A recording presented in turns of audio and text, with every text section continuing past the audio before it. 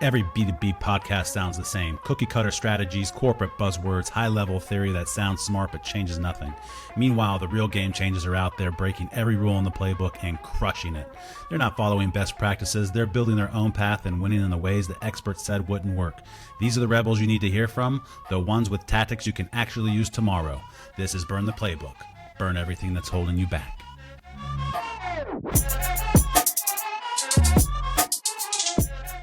Welcome in. I'm Marc Crosby. This is Burn the Playbook. My special guest today is Mey Olay. He is the CEO of SmartFinds Marketing and a digital strategist with over 35 years of experience helping businesses go through smart, data-driven marketing. He's the pioneer in building scalable marketing ecosystems that drive real revenue, not just website traffic. His agency, SmartFinds Marketing, has worked with major brands across manufacturing, professional services, transportation, and technology. Mey contributes to leading publications like Search Engine Journal and Crain's Detroit, and he's also a recognized LinkedIn influencer. Welcome, Mey. Great to be on the show, Mark. Thank you very much. That was a great introduction.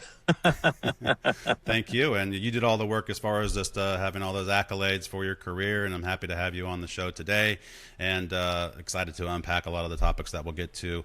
The first one, which is on the top of everybody's mind, AI and all that good stuff. How do we use it? How do we not use it? But for your business and marketing and SmartFinds Marketing, how have you integrated AI into sales and marketing? How has this been a primary driver of your business? Yeah, as you can imagine, AI is knee deep in everything that we do. I don't care in any business at any level, whether it's operations, whether it's sales and marketing, it doesn't make a difference. But I can tell you that we actually started using the beginnings of AI going back to about 2018, 2019. And what we were doing at that time is using AI to gather information about website visitors and figure out how do we develop predictive scoring. In other words, basically I should go this way. As time has progressed, and certainly about 3 years ago when ChatGPT went public and all of a sudden AI is starting to overtake the market, we moved from, let's say, AI being an experimental thing to becoming an essential element of marketing. In other words, mostly about marketing, gathering marketing data. That's the big issue.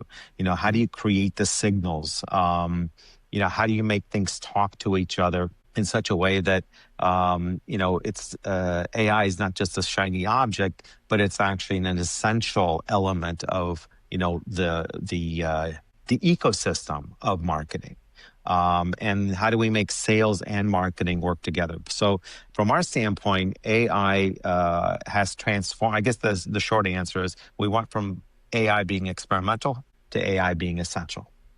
No question about it. Gotcha. Tell me a little bit about predictive scoring. What does that mean? So, predictive scoring, the idea is, and perhaps an example would be. We have website visitors coming to your website already, right? So the question is, how do you turn those into leads? Mm-hmm. Well, we use AI in this sense to create a journey funnel per visitor. Now, since we are predominantly B2B, I can tell you that in most B2B websites, the average website visitor will come back to your website, assuming that they liked you the first time around. But if they liked you the first time around, they come the second. It takes them sometimes up to 5 visits before they decide to contact you or not. Okay. So my point is we're creating a journey funnel. That journey funnel is the predictive scoring. So we start off, by saying that this person spent X amount of time, they spent X amount of time on these pages, they went to these pages, what topics did they go to? You're trying to figure out how do you personalize the experience for that visitor each time they come back for every visit. And essentially what happens with the AI is that we've set it up in such a way that as it's developing the score per visitor, in the beginning of this of this journey funnel, it turns around and let's say is kind of passive, right? Hey, take a look at this video, or take a look at this information package. Mm-hmm. Well, if the AI decides that by the time you get to the bottom of the funnel, which it determines to be your decision phase, it gets a little bit more aggressive. All right. At this point, I'm cutting it short here. It comes back and it basically says, "You need to talk to us." Okay. I was going to ask you, what does aggressive mean? Yeah. Get you up the head with a 2x4. Here I come.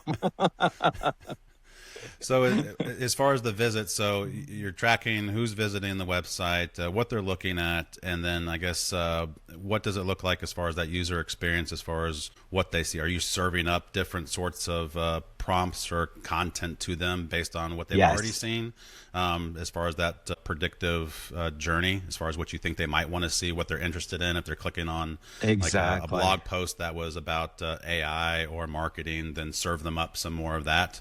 Is that kind of what that looks like? Yeah. So let's look at it from this perspective. Every website has a call to action, right? Mm-hmm. It's like, here, call me, click here, or go to this page. Here's my contact page. Or there's a button that says, do this, right? All websites do. It's been that way for as long as I've been developing websites with my team. It's like you always have that call to action, that CTA, right? But with AI, we now are looking at those CTAs as passive, okay? They're sitting there, and I say passive because it requires somebody to click a button, right? It requires somebody to click a link. Mm-hmm. Now, the AI scenario is different. It is active. And what I mean by active is it's serving up regardless of what page that person is on. It doesn't make a difference. As long as it's tracking that visitor's activities, it actively says, check out this video. Contact us. Here's our form. Here's our phone number. Here's our PDF. Download this, sign up for our newsletter, whatever it is. Mm-hmm. We pre-package that up, as you can imagine, within the website. But we determine what is at the top of the funnel, what's at the bottom of the funnel, and it proceeds accordingly. So the AI scenario is about active call to actions versus the old version prior to AI. We can now say that those are passive, okay? Because they just sit there, they're waiting for somebody to do something, right? And it's only on that page. Whereas the AI is the entire website. Gotcha. And then is there any sort of like AI chatbots that are integrated into this, or is there an opportunity for somebody to reach out directly to somebody if they're interested, like right then and there? How do you capture that? So AI chatbots, amazing tool, again, an additional amazing tool. It's not the journey funnel that we were just referring to. That's a separate AI. Okay. The chatbot's a separate AI. They're two separate activities and two separate pieces of either tracking or answering. The chatbot is, I love how the chatbots have evolved, because the setup is horribly painful. But if you can get past the setup phase of the chatbot, what you're basically doing is that chatbot, it's scanning your entire website. You tell it, let's say, all the pages you want to scan or exclude. It's up to you. You can add information to it, PDFs, images, whatever you think is valuable, so that the chatbot can answer as many questions as possible. And it's amazing, especially in the B2B world. I remember I was just mentioning the visitor will come 2, 3, 5 times to the website. Mm-hmm. Well, somewhere along that line, they don't necessarily want to talk to our client. They're not ready yet, right? So like still teetering. Well, the chatbot creates that interim phase where they can ask questions, get the information they're looking for, pretty concise, pretty specific. And then allow them to make a decision. Now, what's interesting is that we can move from the chatbot, and within the chatbot, I don't want to say force, but present a call to action within it, depending upon how those questions went. Okay. What's interesting is that the journey chatbot, the journey AI and the chatbot AI kind of overlap a little bit as well. Because all of a sudden you can see the journey AI pop up with something, say, hey, you get to talk to us. Mm-hmm. Nice. It's a lot of fun. It's cool. And then in the background, let's just say somebody comes like one time and they go away. But maybe that's a good lead. Maybe it's a warm lead. Maybe it's somebody that's interested, and maybe they just forgot to come back. They didn't get a chance to get served up 5 times as far as some information. Are you able to take at least that visitor data and give it to your client so they can maybe do a manual reach out? Is that something that you do? Yeah, I agree with you. And so the third element, if you wish, within a website nowadays is Hmm. to identify at least what we call the account level. In other words, identify the company. Um, and I distinguish that from identifying contact. There are some services that will take it down to the contact level, but to be perfectly honest with you, how accurate they are is still a question mark, right? I mean, there's a lot of privacy laws, et cetera, that are going on, and so it's not bad, but I'm not going to say that it's great. On the other hand, though, identifying the account, in other words, the company, that's pretty much standard, and that can be identified pretty easily. And so the way this works is I'm going to use two different examples. One is Zoom Info. If you're Hmm. using that type of platform, and there's a variety of other platforms like Zoom Info, if you have their script in your website, it is able to identify the account. The other one I would say would be a platform called WebTracks. Hmm. They're doing the same thing. Now, the difference between a Zoom Info and a WebTracks is tells you what technically in terms of the accounts coming into the website, whereas Zoom Info will give you the accounts, but then you know obviously they have a pretty decent fee per year. You actually can identify the intent of that group, of that person. You can also identify all their contact information and thereby put them into some type of a recurring marketing program to reach out to them. And so that would be the third element that helps to facilitate what you just asked about. Gotcha. And it sounds like you're doing all the right things, at least for SmartFinds, and you've been doing this for many, many years. Yeah. But you mentioned the word bad before, as far as maybe a bad way to do it. So how are marketing companies and maybe just clients or customers, organizations using AI and these sorts of methods the wrong way? How are they screwing this up and maybe turning people away from using their products? I think the missing element in with most companies is they put in what they consider as the automation, and they want the automation to automate everything. And I'm saying, well, it only goes so far. So, for example, when we talked about predictive behaviors and analytics and so on and so forth, at Hmm. some point, a human being has to look at the data, right? I mean, the AI can give you as much as it possibly can, but that doesn't mean that it absolves you from everything. You need to look at the analysis and look at the results, and based on that, make a decision on what it is that you need to do, right? I mean, Hmm. a perfect example, A/B tests, right? Well, you can do an A/B test all day long, but somebody has to sit there and look at the results of the A version, the B version, or the C version. And based on those results, you're going to have to make a decision, and therefore you are going to have to take action. Now, the missing link and missing piece in with what that I've seen is the lack of activity on the back end. It's like it's all front end heavy in terms of setting things up and getting excited about it. But the back end is missing. It's like, guys, you can't do this without being managing that. Just because you have AI doesn't mean everything is automated, right? Hmm. You need that element that's going to um, uh, manage it, look at the results, make decisions, take action. It's What interesting can that I you say? say that, just because, well, from a marketing perspective, it's interesting because there's a common theme over the last few episodes of Burn the Playbook, and so the last one was networking. Before that, it was trade shows. Before that, it was sales. And there's a Yep. common theme that you're just describing, that you're adding on to, is following up. Because whether you're at a trade show and you don't follow up on those leads, or you're in sales, generally there's an issue as far as just following up at all. Even like networking, we were talking about that, and following up on somebody that you met with something simple. Same thing with marketing, as you're describing, as far as like, hey, you got all this stuff on the front end. You're using all these new Yep. shiny tools, and that's great. Now, what do you Yeah. do with it? So Yeah, it just seems to be we a love common you. theme that I'm noticing. Yeah, we love using the shiny tools. But listen, it's Yes. the old adage, right? Garbage in, garbage out, right? I mean, you're not using the information. What are you going to do? And I guess the example you're describing is for marketing. You have this data. Is that just that people don't know what to do with it, or are they just busy, or maybe even lazy as far as I, just not doing I, anything with it? Like what? yeah, I think part of it is being lazy. Okay. Honestly, I'm just being honest here. People especially the back end work. Right. It's not sexy, right? It's mundane. It's routine work. You have to sit there and sit. I mean, literally, you have to concentrate, right? You got to sit Hmm. down and whatever, block off a half hour, an hour, or whatever the number is. Yeah. And it's just boring work. Okay. And that just Right. comes down, and not you doing that just comes down to laziness. That's the end of the story. Well, that's why they should call you, and you can help them out with that. As far as Exactly. just recognizing that, and then that's the pitch. You guys aren't going to use the data anyway, so why don't you just hire me? I'll do it for you because you're not going to do it. Yeah.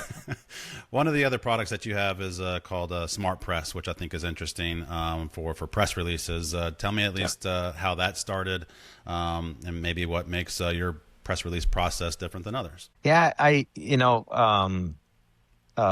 you can imagine, press releases have been on the market since who God knows when. Press releases in their original form were designed for publicly traded company to do investor relations, right? It was their way to quickly get news out about their earnings or activities that would impact investor relations. That was the original intent. As you can imagine, as time progressed, it started getting used by regular businesses that are not public. It was a way to get my information into the local newspapers in particular. If I go back to the 80s, 90s, we take a press release, we'd stick it into the fax machine, and we'd have all the fax numbers of all the local newspapers already built into a list, and you hit the button and it would send it, right? So that was one version of where we came from. As time progressed, with the internet and the maturity of the web becoming a strategic business tool, the question is, how do you use press releases in the digital form to reach out to not just the media and editors and publications, but the news networks at large. Again, same scenario. We start off in one place and we have progressed and matured into an entirely different area. Pre-pandemic, post-pandemic, huge changes, a lot of differences out there. And the issue that I ran into is our clients are B2B. When you're doing a press release in a B2B situation, you have to have enough words to tell a story. Mm-hmm. Well, press releases in their natural form are only 400 words. Well, 400 words might be good for investor relations. 400 words doesn't get your story across. You got to hit about 650, right? And you have to have links. You have to have attachments. It might be a video, it could be a PDF, it could be images, right? So how do I use all of that? And the problem is the standard press release services, let's say they're $30, $50, $100, less than 500. What those guys are doing is mostly syndication to the internet at large. Now, the problem with that syndication process, it doesn't necessarily get you into the high value, high target media outlets. Let's say Benzinga, right? Yahoo Finance, MarketWatch, et cetera, and the ABCs, the CBSs, et cetera. So that's a situation with the syndication versus, I'm going to use a different word here, distribution. Okay. So distribution says, is a different form in which the company that's putting out the press release has to be verified, which is not the case in the syndication. The syndication, I don't care what company you are. You could be fraudulent. You could be a normal company. It doesn't make a difference. It all goes out, right? Mm-hmm. But in the distribution scenario where you're using professional services, you get verified first as a legitimate business. And then the good news with that is it goes out into the high authority, notable resources on the web. That's an important part of this process. The other important part is being able to hit and talk to the editors of the targeted publications directly. I want, just like we did with the fax machines, where it went into the newsroom. In this case, I want that press release go directly into the editor's inbox. That's another important part of this. Okay. The last piece of the puzzle is the ability to have some type of residual value. Okay, so if I'm going to spend $1,500 on a professional press release that's going out to, through these high-ranking, high-authority, and notable websites, it would be nice if I had some residual value. And the residual value in this case is if you have high domain authority websites with your press release and all your links, you now have all these backlinks for SEO purposes coming back to your website, helping to drive value of your website, your brand, your authority on the web.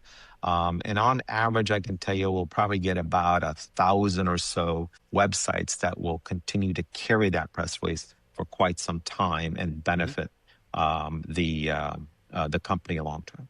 So that's the 5 major parts of what we put together back in 2024, and we have officially launched SmartPress as of September this year. And we have found amazing results in the last year on the various clients that we've used this on, that we've tried it, and it's phenomenal. Nice.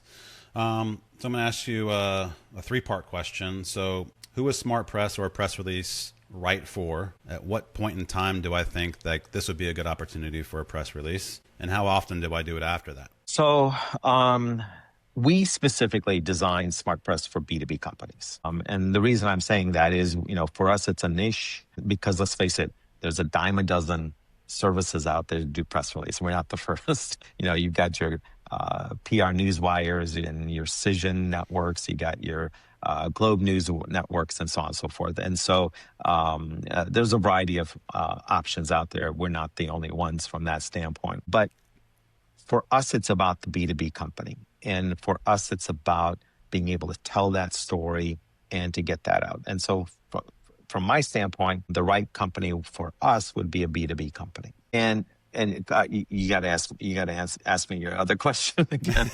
What was the next when part? do I decide a press release is a good time, and how the frequency after that?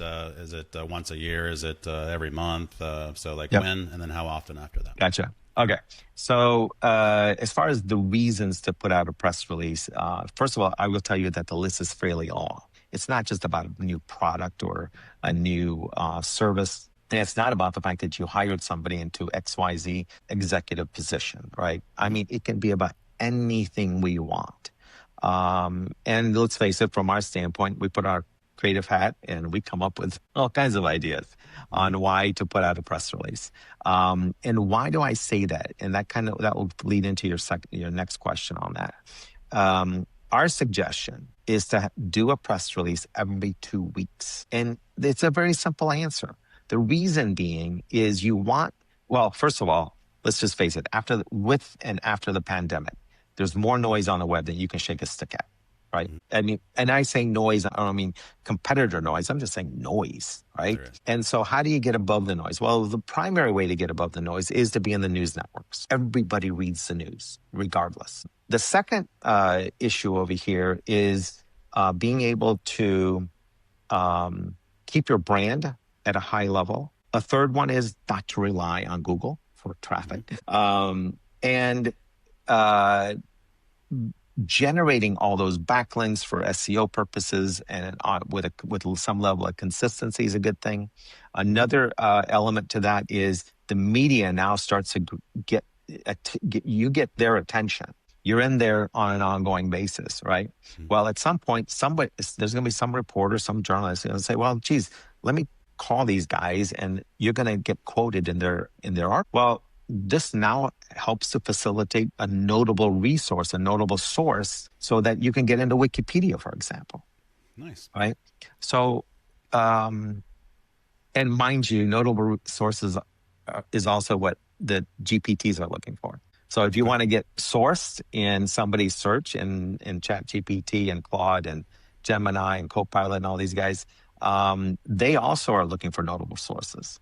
So in order for AI to, suggest you got to have this type of activity. So effectively we're using press release marketing for quite a number of reasons to get out there. But I do suggest it with some frequency, and the frequency being twice a month. I don't know that you need it more than twice a month, but twice a month is pretty good. Nice. That makes sense, and it's probably more of a frequency than I would have anticipated, you said, but I think everyone's ears should probably perk up when they hear this is how you can get into an AI search, because that should be on the top of everybody's mind as far as what that looks like. I was actually looking at a stat recently, and it said that only 25% of companies even have an AI strategy, which is kind of alarming because, we're a few years into having these sorts of discussions. So if somebody wants to get into those searches, which is very important right now and will be for the future, they should probably think about maybe incorporating SmartPress into their strategy. You coined an interesting phrase, which I've heard you talk about many times. It's what's called the 4 A's, and I want to see if you can talk a little bit about that, what that means to you, how you developed it, and how you apply it to your business today. Yeah, so I got a good story on this one. As you can imagine, if you've unless you've been living under a rock since 1980, when the PC first came out, we know that every year something changed with technology, something changed with software. Let's just use Windows. I mean, do you remember those disc CD? We used to get CD packs like this to update our computer at, whatever, twice a year at one point. The reality is everything changes. Everything moves forward. Everything is, whether it's technology, whether it's software, whether it's impacting society, whatever the case is, there's always change. And with change comes some level of discomfort. I don't care what it is. So the story behind the 4 A's starts in 2013, August, when Google came out with the Hummingbird algorithm. And that algorithm turned a lot of things upside down. It was a very uncomfortable algorithm that was put to the market, impacted a lot of things. About 90 days later, I had a large corporate client of ours decide not to play the Google game. And I understood where they're coming from, and I get it. You know what? You invest in your web presence, and everything looks great, and then an algorithm comes out, and all of a sudden you lose 30% of the investment you had just put in, right? And of course, that gets everybody upset. It took me a little bit of time, but then I went back to them and I explained this concept that eventually evolved into the 4 A's. And I said, listen, I understand you want to get off the Google train, but your competition is still on the Google train. If you decide to get on that train again, it will cost you 10x or more to catch up. So that was like a come to Jesus moment for that client. All of a sudden, they realized how to put this into perspective. Anyway, that was the beginnings of this concept. Eventually, I had to come up with ways to put internet, technology, digital changes into perspective for clients. I started off with these 4 A's, and believe me, over time, I've evolved what each one means. So recently, I actually changed my first A. So my first A is anticipate change. Now that sounds simple, but anticipate change really means setting aside a budget for reinvestment into your brand and your marketing. Okay. It's not about anticipate change saying, oh yeah, change is going to come, right? Well, we need to put something behind that because to the point of this client example that I was giving you, their issue was they didn't set aside funds for when these changes come to impact. So anticipate change meaning you have to have some level of funds set aside to continue staying on that train. It's like buying a new ticket. Okay. Now the second one is an emotional versus logical response. It's accepting change. Now, accepting change in this scenario, what I usually find with clients is they will fret, fuss, and fume. And just like a 2-year-old, have a temper tantrum. And you know that, right? And have a temper tantrum. And I use the same exact response that I did with the previous situation. It's like, okay, you can have a temper tantrum all day long, but your competition who is not having a temper tantrum is moving ahead of you. So get off your butt, and you need to accept these changes. But it's also about getting off your butt and being logical. Stop being emotional about it. It doesn't work, at least not in business, right? Yeah. You still have to operate. You still have to generate revenue, and you still want to be competitive in the market. So stop worrying about this change. say yes to it, and let's move on to the third piece, which is adapting to the change. And what I mean by that is, okay, what do I need to change within my process, within my marketing, within my website, within my SEO, whatever the scenario looks like, right? Figure out what needs to be done. So that's the adapting part. The last A is adopting, which is the easiest one, which is now I figured out how I'm going to adapt to these changes. Now I need to implement these changes, right? That's the behind the scenes story and what effectively is the evolution of my forays over the last 12 years. But that's how we got to where we are. It's a method to put changes into perspective. Gotcha. I'm just going to take a guess that most people get stuck on number 2, which is accepting change. Yeah. For that temper tantrum moment. I imagine that takes probably a little bit of time to, at least for you to convince them that they need to accept these changes based on everything else. Is that correct? that it's usually that one. And like I said, before we start a project, I always talk about the anticipate change, right? So don't yell at me when I come to you, and don't shoot the messenger when I come to you and I say we need to increase your budget by X. Okay, let's talk about it right now before we start. So, but yes, beyond that, it's usually the accept. It's the toughest piece, and it's the one where how do we lower the risk by building micro wins, right? How do we build this into a phased approach? So that we're going through these 4 A's. Basically, what's a good way to put this? It's the speed of trust, right? That's a good way to put it. Speed of trust. That makes sense. I like that, speed of trust. That sounds good. Yeah, I should use that. I think that's the way to put this. Because honestly, it is about trust, right? It's like getting over. I mean, trust is an emotional issue, but trying to engage with the emotional part of not accepting change. It's also about moving from not accepting and trusting, and hopefully doing it quickly so we don't lose time and we don't lose our competitive what's the best word there?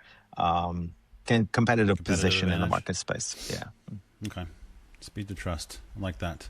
Yeah. As people are, I guess, moving through those 4 different phases as we move into 2026, what do you, I guess, propose to your clients as far as the tools, the channels that they should be using that we haven't discussed today, as far as the website traffic, the AI adoption, press releases? Where should as people are planning their budgets, we're in Q4 right now for next year, where should they invest those dollars to have the biggest ROI?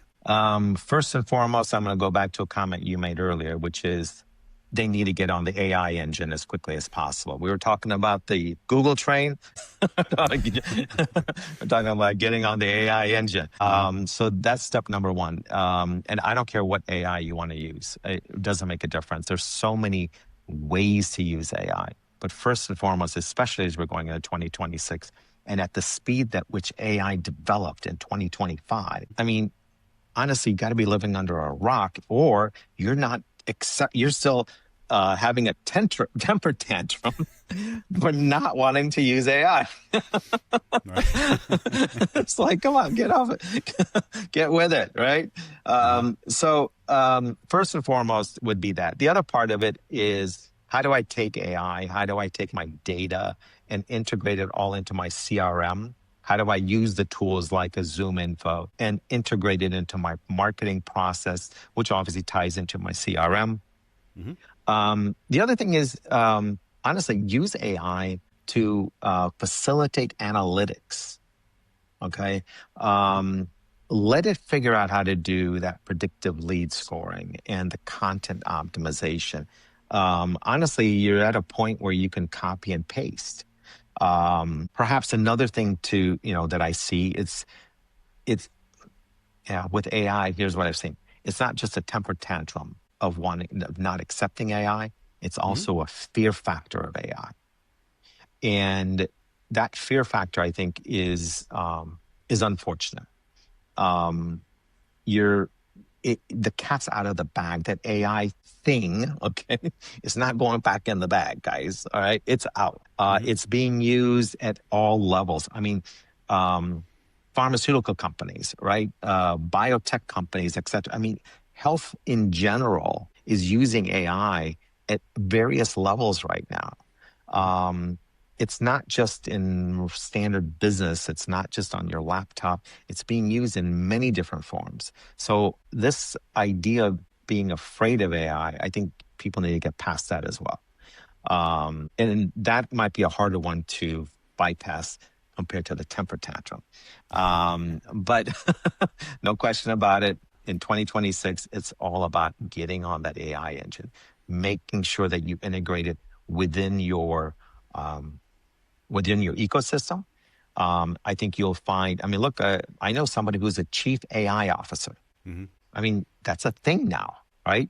People who have, especially in the last 3 years, have embraced AI and understand how to do digital, well, let's just call it transformation within an operation.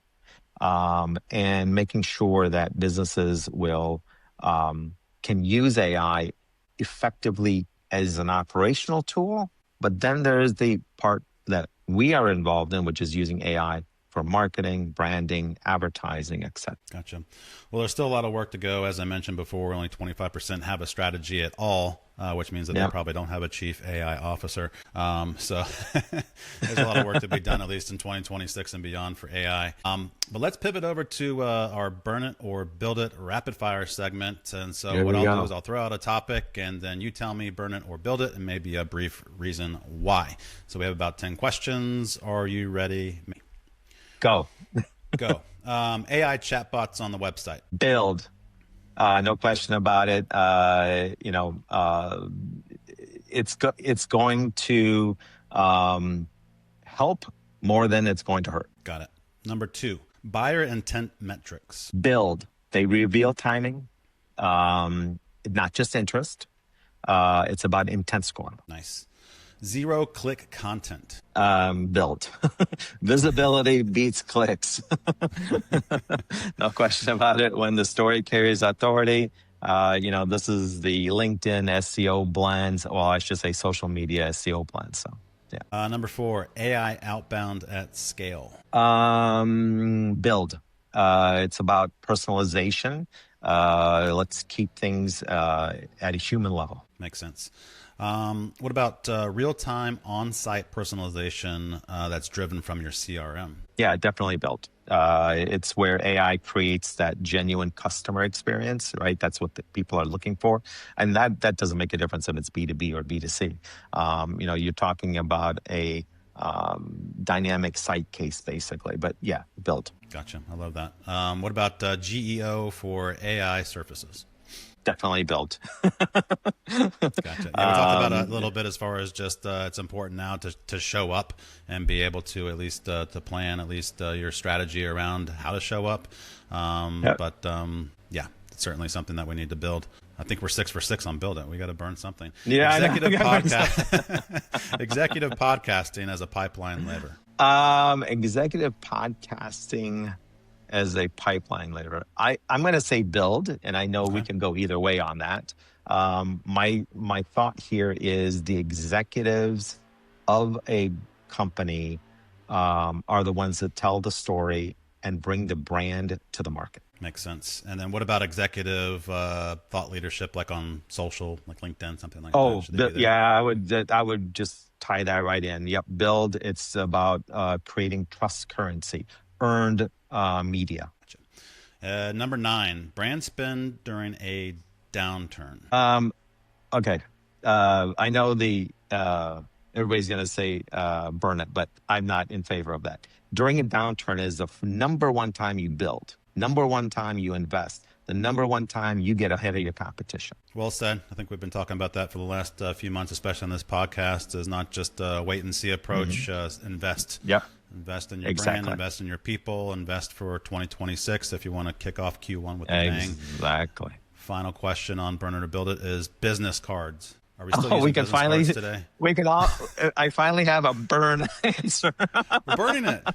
Yeah, we're burning it. We're burning it. We got all this Gotcha. digital in our hands. We don't need to print anymore, honestly. Replace it with digital identity tools. Come on, guys. Get rid of the business cards. All right, we're burning one. I thought we were going to go We're 10 for 10 burning that and one. build it, but we did No, not. no. But it's all good. But you get the final word, Mey Olay, as far as just one actionable tip that you want B2B leaders to take away today that they can deploy tomorrow when they sit down with their executive teams. What's your advice for them? Most businesses try to bite off more than they can chew. Okay. My suggestion is take things in small sprints, 90-day sprints. That tends to work out very well. You want to align your marketing with your sales. You want to align your marketing and sales around identified KPIs.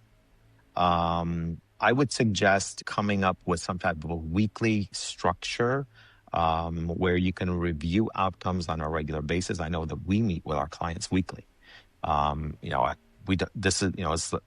40 years ago, we may have met once a month, but nowadays that's not the case. Things are changing and they change rapidly. I think weekly meetings tend to move things along faster and makes that sprint and that 90-day period more effective.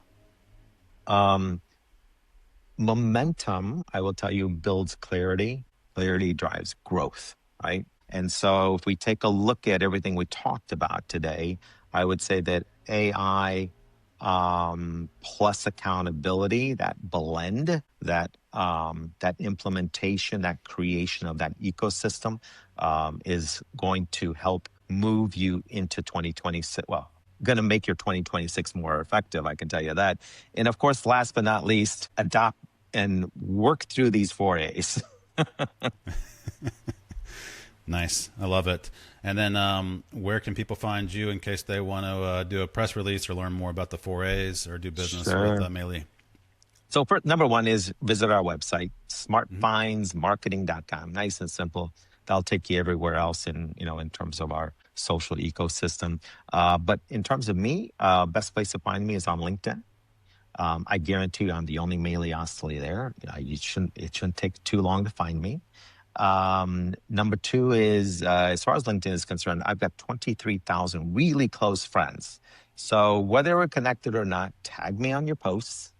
When you tag me, I get an email. It becomes a to-do for me. I'm more than happy to react, put a solid comment in with hashtags to help you expand your reach through my network and hopefully generate some response to you. Very nice. Well, thank you for joining Burn the Playbook, Mey Olay. It was great to be on your show, Mark. Thank you very much. All right. Cheers. That's how you burn the playbook. If this conversation fired you up, don't let it end here. Subscribe wherever you get your podcast. Share this episode with someone who's tired of playing by the old rules. And if you're ready to challenge your own sales approach, let's connect. Find me on LinkedIn at Marc Crosby or head to digitalrebelsconsulting.com to see how we help B2B teams win differently. Until next week, keep burning what's not working and keep building what is.